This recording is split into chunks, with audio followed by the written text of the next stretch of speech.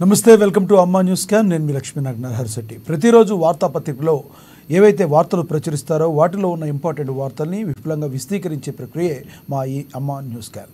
So ముందుగా మనం ఈనాడు paper తీసుకుంటే వెలుగు నుంచి కాశీలో మోదీ నామినేషన్ ప్రచురించారు. అలాగే పైన పాలనపైనే ఫోకస్ అని సీఎం రేవంత్ రెడ్డి అన్నారు. ఎవరి లెక్క వారిదే, డబుల్ డిజిట్ మాకంటే మాకే అంటున్నారు కాంగ్రెస్, బీజేపీ, బీఆర్ఎస్ అని చెప్పి ప్రచురించారు వెలుగు దినపత్రిక నుంచి. మోడీ మళ్ళీ ప్రధాని అయితే దేశంలో మళ్ళీ ఎన్నికలే ఉండవన్నారు మల్లికార్జున ఖర్గే. 2.20 కోట్ల మంది ఓటేశారని, పోలింగ్ సరళి 76.78% ఉన్నట్లుగా ప్రచురించారు వెలుగు దినపత్రికలో. రుణమాఫీ చేయకపోతే ఆగస్టు సంక్షోభమని, కాంగ్రెస్ అమలు చేయలేని హామీలు ఇచ్చిందని చెప్పి బీజేపీ నేత లక్ష్మణ్ అన్నట్టుగా కూడా దీనిలో ప్రచురించారు. ఈనాడు దినపత్రికని చూసుకుంటే 9 నుండి 13 సీట్లు గెలుస్తామన్న సీఎం రేవంత్ రెడ్డి. 2019 లోక్సభ ఎన్నికల కన్నా 2.95% ఎక్కువని, 65.67%గా పోలింగ్ నమోదైనట్టుగా ఈనాడు పేపర్లో ప్రచురించడం జరిగింది. ఎన్డీఏ నేతలు వెంటరాగా వారణాసిలో ప్రధాని నామినేషన్ వేశారని, మన తెలుగు రాష్ట్రాల నుంచి ఎన్డీఏలో భాగస్వామిగా ఉన్నందుకు చంద్రబాబు నాయుడు, పవన్ కళ్యాణ్ కూడా ఈ నామినేషన్కి వెళ్ళినట్టుగా కూడా దీనిలో ప్రచురించారు. వైకాపా మూకల రక్తదాహం అని కూడా దీనిలో ప్రచురించడం జరిగింది. అదేవిధంగా పెంపుడు కుప్ప దాడిలో పసికందు మృతి. అనుబంధ ఒప్పందం చేస్తేనే మేడిగడ్డకు మరమ్మతులని నీటిపారుదల శాఖకు తెలిపిన నిర్మాణ సంస్థ. బ్యారేజీ పునరుద్ధరణ ఘటనపై ఈఎన్సీ సమావేశమైనట్టుగా కూడా ప్రచురించారు. ఆంధ్రజ్యోతి నుంచి తీసుకుంటే రైతు సంక్షేమ కార్పొరేషన్ ఏర్పాటు చేసి రుణం తీర్చుకుంటాం, దాని ద్వారానే రైతు రుణమాఫీ చేస్తామని సీఎం రేవంత్ రెడ్డి ప్రకటించినట్టుగా దీనిలో ప్రచురించారు. పార్లమెంట్ ఎన్నికల్లోనూ 9 నుండి 13 సీట్లు పక్కాగా గెలుపొందుతామని సీఎం రేవంత్ రెడ్డి స్పష్టం చేశారని ప్రచురించారు. వైసీపీ విధ్వంసకాండ, ఏపీ చంద్రగిరి టీడీపీ అభ్యర్థులపై హత్యాయత్నమని ప్రచురించారు ఆంధ్రజ్యోతి దినపత్రికలో. కాంగ్రెస్ బీఆర్ఎస్ విలీనం ఖాయం, కాంగ్రెస్ బీఆర్ఎస్లో విలీనం ఖాయం, రుణమాఫీ చేయకపోతే ఆగస్టులో సంక్షోభం అన్నారు ఈటెల రాజేందర్ కూడా హాట్ కామెంట్స్ చేశారు బీఆర్ఎస్ పార్టీ మీద. బీజేపీ కాంగ్రెస్ ఢిల్లీలో కుస్తీ, గల్లీలో దోస్తీ అన్నారు కేటీఆర్. ఓవరాల్గా చూస్తే ఇవి ఈరోజు ఇంపార్టెంట్ న్యూస్గా ఉన్నాయి. అదేవిధంగా అమ్మ డిజిటల్ నుంచి మనకి చూస్తే కాంగ్రెస్లో ఆగస్టు సంక్షోభం అని చెప్పి బీజేపీ నేత లక్ష్మణ్ అన్నారు. ఇది సాయంత్రమే ఆల్రెడీ దీనిలో రావడం జరిగింది. లక్ష్మణ్ చిప్పు దొబ్బిందని కాంగ్రెస్ నేత జగ్గారెడ్డి అన్నారు. 13 సీట్లు పక్కాగా అన్నారు, పక్కాగా గెలుస్తామన్నారు సీఎం రేవంత్ రెడ్డి అని కూడా దీనిలో అమ్మ ఫ్లాష్ డిజిటల్ ఎడిషన్లో రావడం కూడా జరిగింది. ఓవరాల్గా చూసుకుంటే ఇవి ఇంపార్టెంట్గా ఉన్నట్టుగా మనకు ఉంది. వీటిని మరింత విపులీకరించడానికి మనతోటి రాజకీయ విశ్లేషకులు కృష్ణమూర్తి గారు ఉన్నారు మనతోటి. ఆయనతో మాట్లాడదాం. కృష్ణమూర్తి గారు, good morning sir. Good morning sir. Sir, ఏంటి ఎన్నికల హడావిడి అయిపోయినప్పటికీ కూడా తెలుగు రాష్ట్రాల్లో ఎన్నికల మంట, ఎన్నికల కాక తగ్గినట్టుగా లేవు. దానిలో భాగంగా మనకి వెలుగు దినపత్రికలో కూడా చూడొచ్చు. పాలనపైనే ఫోకస్ అని సీఎం రేవంత్ రెడ్డి అన్నారు. రానున్న రోజుల్లో మేము రైతుల పక్షాన నిలబడతామని కూడా చెప్తున్నారు. 13 సీట్లు అయితే గెలుస్తాము, 9 నుంచి 13 సీట్లు అయితే గెలుస్తాము అంటున్నారు. ఈ కాన్ఫిడెంట్కి గల కారణం ఏంటంటున్నారు? ఎన్నికల పోలింగ్ని బట్టి, సరళిని బట్టి చెప్తున్నారు అనుకోవచ్చా? సీఎం రేవంత్ రెడ్డి మొదట్లో చెప్పారు, అంటే ముఖ్యమంత్రి కారణంగా చెప్పారు, ముఖ్యమంత్రి కారణం చెప్పారు, ముఖ్యమంత్రి అయినా కూడా చెప్పారు. ఎన్నికలప్పుడే పార్టీలు విమర్శలు, ఆయన ఆ తర్వాత ప్రజాపాలన ప్రత్యేకంగా దృష్టి పెడతా, మాకు పార్టీలు ముఖ్యం కాదు, ప్రజలే ముఖ్యము, ప్రజా సమస్యల పరిష్కారం ముఖ్యము, ప్రజల యొక్క పాలనే మా ముఖ్యం అని చెప్పి చెప్తారు. ఆ కోణంలోనే అంటే నిన్న వరకు ఓకే, విమర్శలు అనేది రాజకీయంగా వాళ్ళని వీళ్ళు ఇట్టుకున్నారు, వీళ్ళని వాళ్ళు ఇట్టుకున్నారు, ఒకరి మీద ఒకరు సవాళ్ళు ఇవన్నీ వచ్చినాయి. కానీ ఎన్నికలు ముగిశారు. మన తెలంగాణ మేరకు ఎన్నికలు ముగిశారు. ఎన్నికల ప్రక్రియ అనేది ముగిసింది, పూర్తినప్పుడు ముగిసింది. కాబట్టి ఖచ్చితంగా పార్లమెంట్ దృష్టి పెట్టాల్సిన అవసరం ఉంది. ఆయన బోర్డుకు వచ్చినప్పటి నుంచి కూడా నేను సచివాలయం నేను సీఎం కాదు, పిసిసి ప్రెసిడెంట్ గా పనిచేస్తాను అని చెప్పేసి ప్రకటించి అప్పటి నుంచి కొన్ని పార్టీ పైన, పార్టీ పటిష్టం మీద, పార్టీలో జైలు మీద, పార్టీ వ్యవహారం చక్కదిద్దే విషయంలో కొన్ని దృష్టి పెట్టారు. ఎన్నికలు ముగిశాయి. ఇప్పుడు ముఖ్యమంత్రిగా బాగుంటారు ఆయన మార్చాల్సిన అవసరం ఉంది, ఇంకా తీసుకోవాల్సిన అవసరం. కాబట్టి ముఖ్యమంత్రిగా బాధ్యత నిర్వహించేస్తాం. ఇప్పుడు ప్రజల సమస్యలు, ఏమి సమస్యలు ఉన్నాయి, ప్రజలు ఎదుర్కొంటున్నాయి, వాటి పరిష్కారం విషయంలో ఏం తీసుకోవాలి, పాలన ఎలా సాగుతుంది, రాష్ట్ర ఆర్థిక పరిస్థితిని ఏ రకంగా మెరుగుపరచాలి, రాష్ట్ర స్థితిగతులు ఏ రకంగా ఉన్నాయి అనే విషయంలో కూడా దృష్టి పెట్టాల్సి ఉంటుంది. ఇదే విషయం చెప్పాను. అంటే అయిపోయింది ప్రజా నిన్న వరకు ఎన్నికల విమర్శలు, ఎన్నికలు అయిపోయాయి. తీర్పు బ్యాగ్ పెట్టడం భద్రంగా ఉంది కాబట్టి విలువైనప్పుడు వస్తాయి ఖచ్చితంగా. నాకు తెరనాడు ఎవరైందని తెలిపాయి. నిన్న సమీక్ష చేశారు, సమీక్ష జరిపారు. సమీక్షలో వాళ్ళు చెప్పారు సుమారుగా 12 సీట్ల వరకు కాంగ్రెస్ దక్కే అవకాశం ఉన్నాయి. అయితే కృష్ణమూర్తి గారు ఇక్కడ ఇంకోటి కూడా జరుగుతుంది. ఏ పార్టీకి ఆ పార్టీ మాకే డబుల్ డిజిట్ వస్తాయని కాంగ్రెస్ చెప్తుంది, బీఆర్ఎస్ చెప్తుంది, అదేవిధంగా బీజేపీ చెప్తుంది. అంటే ఈ కాన్ఫిడెంట్ జూన్ 4 వరకు ఎవరికొకరికి తేలిపోతుంది అంటారు. ఈ కాన్ఫిడెంట్ గల కారణం ఏంటి వీళ్ళకి, అన్ని రాజకీయ పార్టీలకి? పోలింగ్ తీరును బట్టి రాజకీయ పార్టీలు అంచనా వేస్తుంటాయి. పోలింగ్ బూత్లలో ప్రతి పార్టీకి సంబంధించిన ఏజెంట్ ఒకరు ఉంటారు అక్కడ. అంటే అక్కడ ఏజెంట్ కొంచెం అనాలిసిస్ చేయాల్సిన అవసరం ఉంది. ఓటు వేశాను, ఈ ఓటు ఎవరికి వేస్తుంటారు, వీళ్ళు ఎవరి పక్షంలో ఉంటారు అనే విషయాలు కొంత వాళ్ళు చేయాల్సిన అవసరం. దీని విషయంలో అంటే ఆయా పోలింగ్ బూత్ల వారిగా వచ్చినటువంటి సమాచారాన్ని ఆధారంగా రాజకీయ పార్టీలు విశ్లేషణ చేసే అవకాశం ఉంటాయి.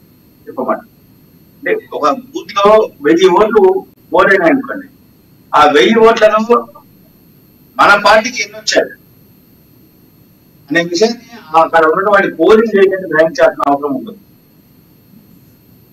వాళ్ళు ఇచ్చిన నివేదికల ఆధారంగా వీళ్ళు తయారు చేసుకుంటారు.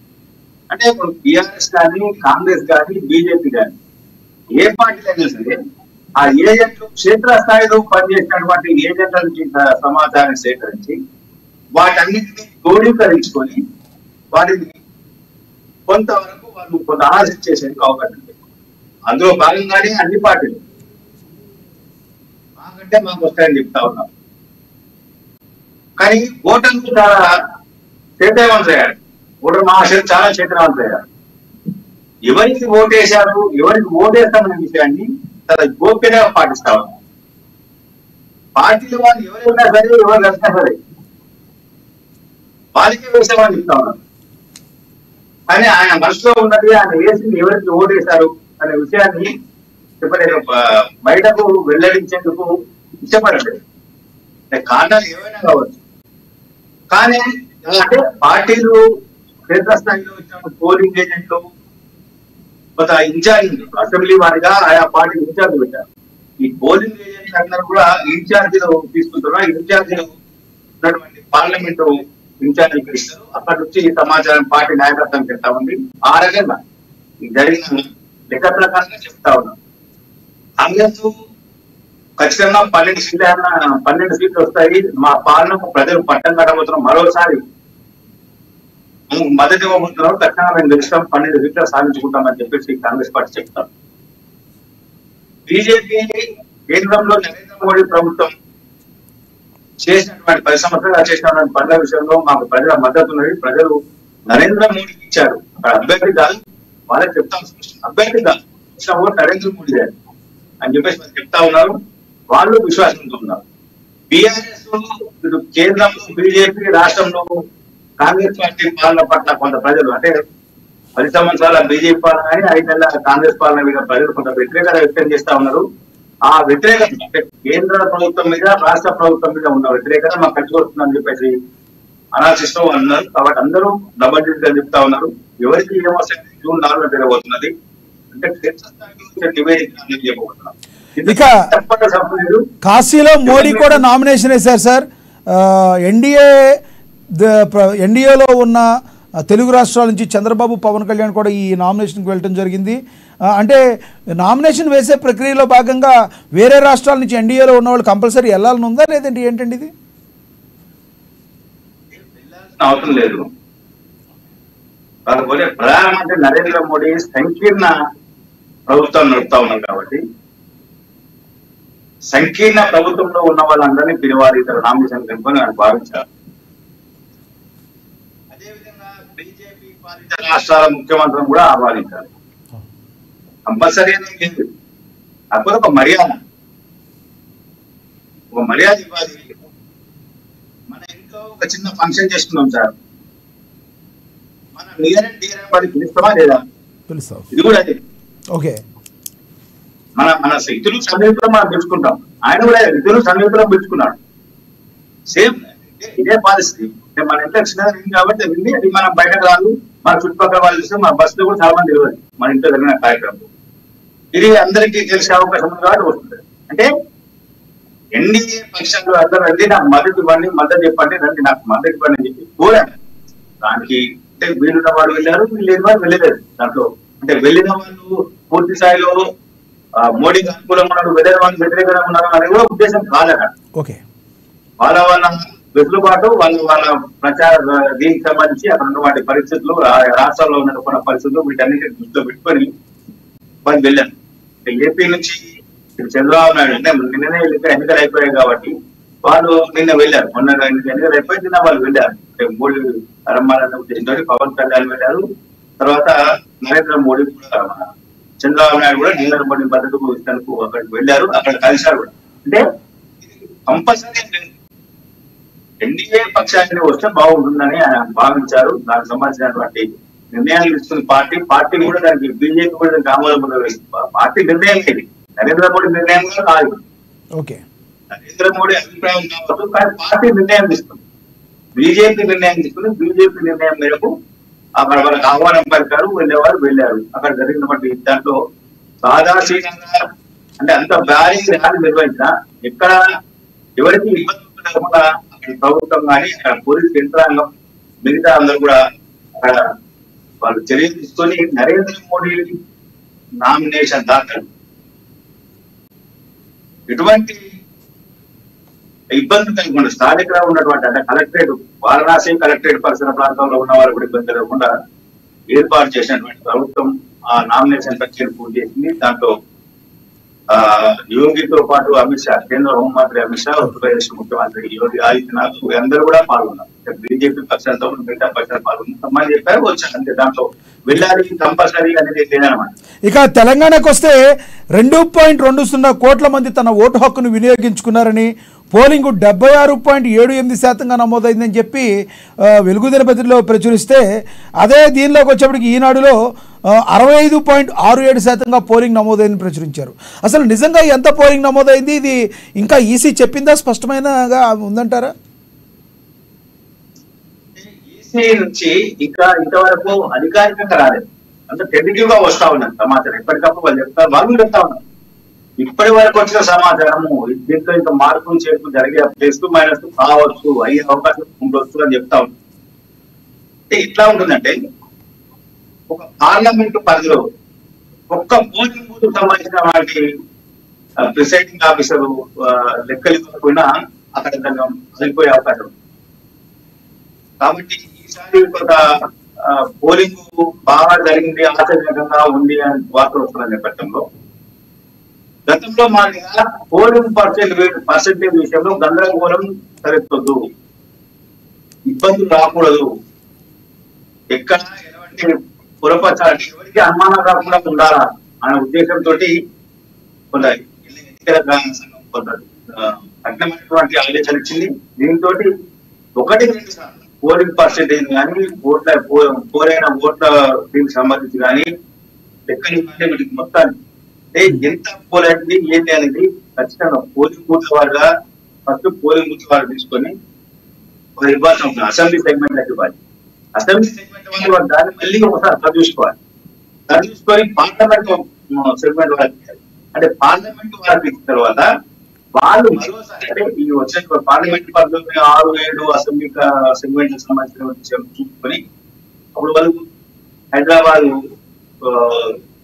ఎన్నికల సంఘం కార్యాలయానికి పంపించిన అవసరం ఉంటుంది. దీంతో పాటు జాప్యం తప్ప అని చెప్తాను. నేను మధ్యాహ్నం నుంచి మీరు ఎప్పుడు అడగండి అరగంట గంట చెప్తూ వచ్చారు, పూర్తి స్థాయిలో సమాచారం ఇంకా దానికి అధికారిగా అప్పటికప్పుడు ఇస్తా ఉన్నారు అయినప్పుడు ఇప్పుడు వచ్చినట్టుంది. భువనగిరి ఎక్కువ అధికంగా పోలైనటువంటి కాన్స్టిట్యున్సీ ఏదైతే భువనగిరి, అతి తక్కువగా పోలైనంటే హైదరాబాద్ లోక్సభ అని చెప్పి 48 ఏదో వచ్చినట్టుంది. సికింద్రాబాద్ 49 వచ్చినట్టుంది. 76.61% 67% భువనగిరి వచ్చినట్టు. అత్యధికంగా భువనగిరిలో పోలైనది. వాస్తవానికి మనం పోలింగ్ రోజు వచ్చినటువంటి సమాచారం ఏంటంటే ఆదిలాబాద్ ఎక్కువగా పోలైందండి. అంటే మారుతూ ఉంటాయి గణాంకాలు అనేది ఒక్క ఓట్లు కింద మీద మొత్తం మారిపోతాం. కాబట్టి 1-2 సార్లు పూర్తి స్థాయిలో ఎందుకంటే కౌంటింగ్ సమయంలో కూడా పోలైన ఓట్లు కౌంట్ అయిన ఓట్లు ఎదుగా కొంచెం కొంత అభ్యంతరం చెప్పే అవకాశం ఉంది. పోలింగ్ కౌంటింగ్ ఏజెంట్లు కౌంటింగ్ సెంటర్లో కొంత గొడవ చేసే ప్రమాదం ఉంటుంది. వీటన్నిటిని దృష్టిలో పెట్టుకోండి. ఇక్కడ ఎటువంటి పొరపచ్చాలు లేకుండా ఉండాలి. ఖచ్చితంగా చాలా జాగ్రత్తగా వివరించాలి. అనే నిర్ణయంతో ఉన్నటువంటి ఈసారి ఆలస్యం అయితే అయింది, ఇబ్బంది లేదు. కానీ ఖచ్చితమైనటువంటి గణాంకాలను రండి, గణాంకాలను తెలుసుకోండి. అంటే నిర్దిష్టంగా ఉండాలి సమాచారం. అదేవిధంగా ఎటువంటి రేపు కౌంటింగ్ సమయంలో మీరు ఇచ్చినటువంటి సమాచారం పోల్చుకుంటే ఖచ్చితంగా సరిపోవాలి. నేపథ్యంలో అధికారులు కూడా చాలా జాగ్రత్తగా వ్యవహరించి ఆ లెక్కలు తీసే పనిలో ఉన్నారు. అంటే ఇంకా సమాచారము గ్రామాల వారిగా కొంత మారుమూల ప్రాంతాలు ఉన్నాయి. మనం చూసాం ములుగు జిల్లాలో, ఆసిఫాబాద్ జిల్లాలో కొంత మారుమూల ప్రాంతాల్లో పోలింగ్ సిబ్బంది వెళ్ళారు. ఓటర్ల గోలా కట్టుకొని వచ్చి ఓట్లు వేశారు అని చెప్పేసి మనం చూసాం. ఎంతలాంటి ప్రాంతాల నుంచి రావాల్సిన అవసరం ఉంది. ఈవీఎంల విషయంలో భద్రత చూడాల్సిన అవసరం ఉంది. ఈవీఎంలను ఫస్ట్ ఈవీఎం భద్రపరచాల్సిన బాధ్యత వాళ్ళపైన ఉంది. ఇక రుణమాఫీ చేయకపోతే ఆగస్టులో సంక్షోభం అని కాంగ్రెస్ అమలు చేయలేని హామీలు ఇచ్చిందని చెప్పి డాక్టర్ లక్ష్మణ్ బీజేపీ నేత అన్నారు. ఎటువంటి పరిస్థితుల్లో రుణమాఫీ చేయకపోతే మాత్రం ఆగస్టు సంక్షోభం కాంగ్రెస్ పార్టీ ఎదుర్కోవాల్సి వస్తుంది అంటున్నారు. అసలు ఈ ఆగస్టు సంక్షోభం ఏంటి, దీని గురించి ఏమంటారు? వాస్తవానికి డిసెంబర్ 9న రుణమాఫీ చేస్తామని చెప్పేసి రేవంత్ రెడ్డికి అసెంబ్లీ ఎన్నికల సందర్భంగా హామీ ఇచ్చారు. ప్రచారంలో ప్రధాన ప్రచారాస్త్రంగా మారుతుంది రుణమాఫీ విషయం. టీఆర్ఎస్ ప్రభుత్వం గతంలో ఉన్నటువంటి కేసీఆర్ టీఆర్ఎస్ ప్రభుత్వము ₹1,00,000 రుణమాఫీ చేయకపోతే రైతాంగం కొంత ఆ ప్రభుత్వం మీద వ్యతిరేకత ఉన్నారు, ఆయన మీద కొంత ఆగ్రహంతో ఉన్నారు. దీన్ని దృష్టిలో పెట్టినటువంటి కాంగ్రెస్ పార్టీ ప్రభుత్వము ఖచ్చితంగా మేము రుణమాఫీ చేస్తాం 2 లక్షలు అని చెప్పేసి హామీ ఇచ్చి అది కూడా డిసెంబర్ 9th అని ఒక డెడ్ లైన్ విధించారు, వాళ్ళకు వాళ్ళగా విధించారు. కొన్ని కారణాల వల్ల కాంగ్రెస్ పార్టీ డిసెంబర్ 9 చేయలేకపోయింది. డబ్బులు లేకపోవడము, మిగతా ప్రాధాన్యత అంశాలకు ముందుగా వాటిని నెరవేర్చాలి అన్న ఉద్దేశంతో రాష్ట్ర ప్రభుత్వం ఉన్న నేపథ్యంలో రుణమాఫీ జరిగింది. ఈ లోపల వచ్చాయి పోవచ్చు అదే. దీంతో బీఆర్ఎస్ బీజేపీ 2 పార్టీలు కూడా రైతు రుణమాఫీ విషయంలో కొంత ప్రధాన ప్రచారాస్త్రంగా మార్చిన ఆలోచన చేశాయి. ఈ విషయాన్ని పరిశీలించినటువంటి సీఎం రేవంత్ రెడ్డి గారి కాంగ్రెస్ పార్టీ ప్రభుత్వం రైతు రుణమాఫీ విషయంలో చాలా స్పష్టమైన హామీ ఇచ్చారు. ఆగస్టు 15 లోపల మేము రైతు రుణమాఫీ 2 లక్షల రుణమాఫీ చేస్తాము అని చెప్పేసి. ఇది ఆగస్టు విషయం. ఓకే, మనం బ్యాక్ వెళ్తే ఇదిలా ఉంటే లక్ష్మణ్ చేసిన కామెంట్ కి జగ్గారెడ్డి కౌంటర్ ఇచ్చారు. సార్, లక్ష్మణ్ చిప్పు దొబ్బిందని చెప్పి కాంగ్రెస్ నేత జగ్గారెడ్డి ఫైర్ అయిన పరిస్థితి. ఆగస్టులో రుణమాఫీ చేయకపోతే రైతు ఆగ్రహానికి ప్రభుత్వం గురయ్యే ప్రమాదం ఉంది, కాబట్టి సంక్షోభం వస్తుందేమో అని లక్ష్మణ్ చెప్పారు. దాన్ని జగ్గారెడ్డి ఖండించారు. ఖచ్చితంగా ఇచ్చిన హామీ మేరకు మేము రుణమాఫీ చేసిస్తాము. మా ప్రభుత్వం పడిపోయే ప్రభుత్వం కాదు. మాతోటి బీఆర్ఎస్ చెందిన 25 మంది ఎమ్మెల్యేలు టచ్ లో ఉన్నారు, బీజేపీ చెందిన 5 మంది ఎమ్మెల్యేలు టచ్ లో ఉన్నారు. అంటే 25 మంది. ఇప్పుడు కాంగ్రెస్ పార్టీకి 63 మంది ఉన్నారు, 64 మంది ఉన్నారు. 64 మందిలో మరొక 20 మంది జాయిన్ అయిపోయి 89 మంది అవుతారు. అంటే కృష్ణమూర్తి గారు నిన్న జగ్గారెడ్డి మాట్లాడిన దాన్ని బట్టి చూస్తే ఎందుకు మీరు ఫాల్స్ స్టేట్మెంట్ ఇచ్చారు? ఆల్రెడీ 10 సంవత్సరాలు కేసీఆర్ పాలించున్నాడు. అలాంటి టీఆర్ఎస్ పార్టీ ఎందుకు ఆయన మళ్ళీ విలీనం చేస్తారు కాంగ్రెస్లో? ఒకటైతే జరుగుతుందేమో, అదైతే జరగచ్చు. ఒక 20 నుంచి 25 మంది కాంగ్రెస్లోకి వస్తారేమో, అదైతే జరగచ్చేమో కానీ అన్నారు. అంటే రానున్న రోజుల్లో బీఆర్ఎస్ నేతలకి గేట్లు తెరిచేశారు డైరెక్ట్గా అనుకోవచ్చా జగ్గారెడ్డి ఇచ్చిన ఈ స్టేట్మెంట్ ద్వారా? ఆల్రెడీ గేట్ ఎత్తేసారు కదా, గేట్ ఎత్తేసిన కడియోసి అని వీళ్ళందరూ వచ్చారు. సీఎం అధికారికంగా ప్రకటించారు. ప్రెస్ క్లబ్ లో అంటే మీడియా ఇంటరాక్షన్ లో స్పష్టంగా చెప్పారు, ఎస్ మీరు గేట్ ఎత్తినా చూడండి, మీరు సాయంత్రం వరకు ఏమవుతుందో అని అధికారికంగా ప్రకటించారు. గేట్లు ఎత్తామని. ఇప్పుడు గేట్లు ఎత్తే దించలేదు, మనం చెప్పలేదు. మేము తెలుగు రాజమని చెప్పలేదు కాంగ్రెస్ పార్టీ. ఇంకా వచ్చిన వాళ్ళు రావచ్చు, చేరుకుంటామని చెప్తా ఉన్నాం. ఏంటంటే గతంలో కేసీఆర్ ఏదైతే గెలిచిన వాళ్ళని తన పార్టీలోకి లేకున్నారో అదే పార్టీ కాంగ్రెస్ పార్టీ అనుసరిస్తా ఉంది. గతంలో కేసీఆర్ ఫిరాయింపులను ప్రోత్సహించినప్పుడు కాంగ్రెస్ పార్టీ ఏమైతే వ్యాఖ్య చేస్తుందో ఆ వ్యాఖ్యలో ఇప్పుడు టీఆర్ఎస్ చేస్తా ఉంది. అంటే బయట జరిగింది. ఇటువైపు కూడా ఇటువైపు మాటలు అటువైపు వస్తున్నాయి, అటువైపు మాట ఇటువైపు వస్తాయి. ఇప్పుడు ఉన్నటువంటి పరిస్థితి ఫిరాయింపులను ఎలా ప్రోత్సహించడం గతంలో కాంగ్రెస్ పార్టీ ప్రశ్నించింది, ఇప్పుడు బీఆర్ఎస్ ప్రశ్నించింది. అంటే ఏ పార్టీ డిఫరెంట్ లేదు.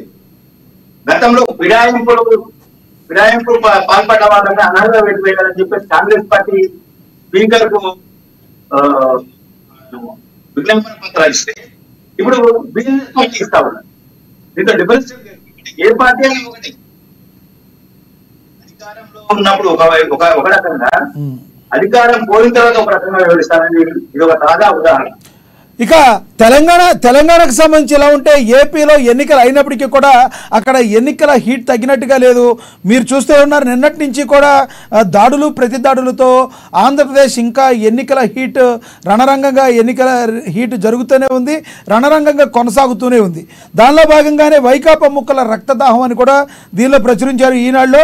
అదేవిధంగా ఆంధ్రజ్యోతి నుంచి వైసీపీ విధ్వంసకాండ, ఏపీ చంద్రగిరి టీడీ అభ్యర్థులపై హత్యాయత్నం అని కూడా ప్రచురించారు. ఎలా చూడాలంటారు? నిజంగా ఆంధ్రప్రదేశ్ లో ప్రస్తుతం ఉన్నటువంటి పరిస్థితి మన బీహార్ రాష్ట్రం గుర్తు, ఒకప్పటి బీహార్ రాష్ట్రం గుర్తు, ఒకప్పటి ఉత్తరప్రదేశ్ రాష్ట్రం గుర్తు. ఉత్తరప్రదేశ్ లో కక్షలు కార్పణ్యాలు తారాస్థాయికి ఉండేది ఒకప్పుడు. బీహార్ లో అదే స్థాయిలో ఉండేది. పోలింగ్ జరిగిందంటే కనీసం హత్యలు లేకుండా పోలింగ్ జరగదు అని ఒక నాడు బీహార్ రాష్ట్రంలో ఉత్పత్తి. ఇప్పుడు ఆ పరిస్థితి తగ్గుమైంది. ఇప్పుడు ఆంధ్రప్రదేశ్ లో మొదలైంది. అంటే ఇక్కడ అంటే అత్యంతమైనటువంటి భాష చెప్పాలంటే అత్యంత నీచ రాజకీయాలను ఏపీలో నాయకులు వాడుతున్నారని చెప్పచ్చు. హత్యా రాజకీయాలు, పదవులే శాశ్వతం, పదవులు లేకపోతే బతకలేము, పదవులే మాకు పరమావధి, అసలు పుట్టిందే పదవి కోసం అనే స్థాయిలో అక్కడ నేతలు వివరిస్తా ఉన్నారు. ఇది చాలా అత్యంత ఏమంటే ఈ నేతలు ఆడే చెదరాయనంలో సామాన్య ప్రజలు బలిపశులు అవుతున్నారు. ఈ విషయాన్ని ఆంధ్రప్రదేశ్ ప్రజలు గుర్తించాల్సిన అవసరం ఉంది. నేతల ప్రలోభాలకు సామాన్య ప్రజలు గురి కాకుండా ఉండాల్సిన అవసరం ఉంది. పార్టీలు మనకి ఎప్పుడు ఏ అన్నం పెట్టావు, రేపు కేసు నమోదైన పూర్ణ చుట్టూ వచ్చి మనమే పార్టీలు ఎవరు తాత్కాలికంగా మొదట్లో ఒకరిద్దరు వస్తే అండగా ఉంటామని చెప్పి ఉంటారు. కానీ కేసు పూర్తయి నువ్వు అంటే దాన్ని తిరగాలి, ఆ కోర్టు ఖర్చు భరించాలి, ఇవన్నీ అంటే మళ్ళీ మనకి ఇబ్బంది అవుతా ఉంటుంది. అది గమనించాలి.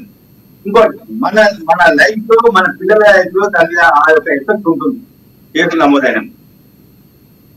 అదే అక్కడ ఏపీ ప్రజలు గుర్తించాల్సిన అవసరం. రాజకీయ నాయకులు కూడా వీటిని అంటే హింసాకారాలను ప్రోత్సహించకుండా ఉండాల్సిన అవసరం. ఓకే, హింసను ప్రోత్సహించదు. రాజకీయంగా కొట్టడం ప్రజాపాలన ప్రజల మన్నలను పొందండి, కానీ బలవంతంగా నాకు మద్దతు ఇవ్వండి, లేకపోతే నేను దౌర్జన్యం చేస్తా, దాంట్లో పాల్పడతా, నాకు ఇవ్వలేకపోతే కొడతా, ఆయన పిచ్చిలు కాబట్టి ఆయన కొడతాడు, ఇది పద్ధతి కాదు. ఇది చేయాల్సిన అవసరం లేదు. రెండో అంశం, అక్కడ పోలీస్ శాఖ పూర్తిగా నిర్వీర్యంగా మారిపోయింది. వాస్తవానికి ఏంటంటే పోలింగ్ ముందు రోజే అసలు ఆంధ్రప్రదేశ్ మొత్తాన్ని కేంద్ర బలగాల అధీనంలో తీసుకోవాల్సిన అవసరం ఉంటుంది.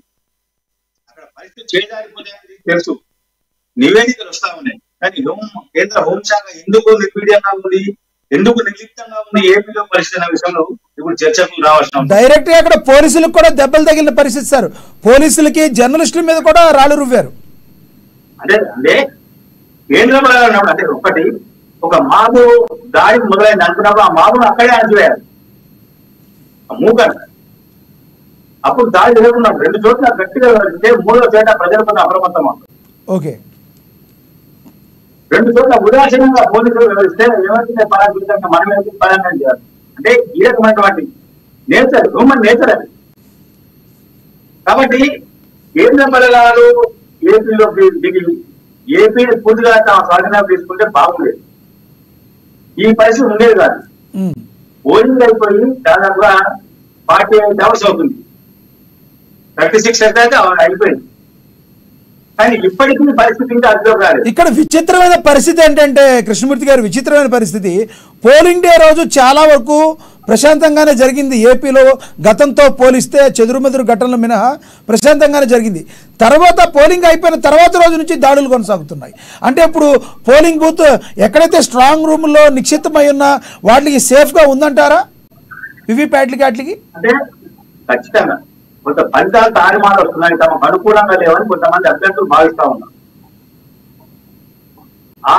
అంటే ఆ బాధ, ఆ ఆక్రోషం, అంటే ప్రజలు నేను ఇంత చేసినా ప్రజలు నాకు మద్దతు ఇవ్వలేదు, నేను ఇంతకాలం రాజకీయాల్లో ఉన్నా నన్ను ఆదరించలేదు, నేను ఇంతకాలం ప్రజలతో మమేకం ఉన్నా నన్ను గద్దెనెక్కించలేదు. ఈ యొక్క ఆక్రోషంతో రాజకీయ నాయకులు వాళ్ళ ప్రయోజనాల కోసం సామాన్య ప్రజలు రెచ్చగొట్టేలా ప్రయత్నం చేస్తా ఉన్నాం.